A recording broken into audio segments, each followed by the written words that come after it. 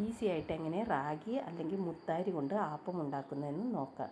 2 cup ragi, കുറച്ച് ചോറ്, 1 spoon പഞ്ചസാര, ഈസ്റ്റ് 1 സ്പൂൺ, ഉപ്പ് ആവശ്യത്തിന് ഇളം ചൂടുവെള്ളം എല്ലാം കൂടെ മിക്സിയുടെ ജാറിൽ ഒന്ന് അരച്ചെടുക്കുക.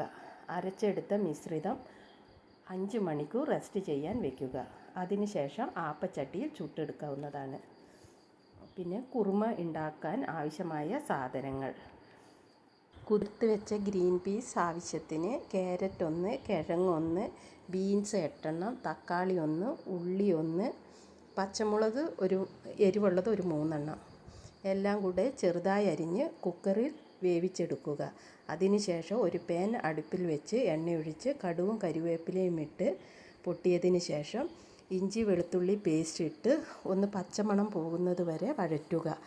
അതിനുശേഷം വേവിച്ച് വെച്ച മിശ്രിതമിട്ട് കുറച്ച് ഗരം മസാലയും കുറച്ച് കുരുമുളകും 1/4 ടീസ്പൂൺ മതി ഇട്ട് തിളപ്പിക്കുക. തിളച്ചതിന് ശേഷം തേങ്ങാപ്പാൽ ഒഴിച്ച് തിള വരുന്നതിന് മുമ്പ് ഇറക്കി കുറച്ച് മല്ലിയിലയും ഇട്ട് ഇറക്കി വെക്കുക. നല്ല ടേസ്റ്റാണ്, ചെയ്ത് നോക്കൂ. Thank you.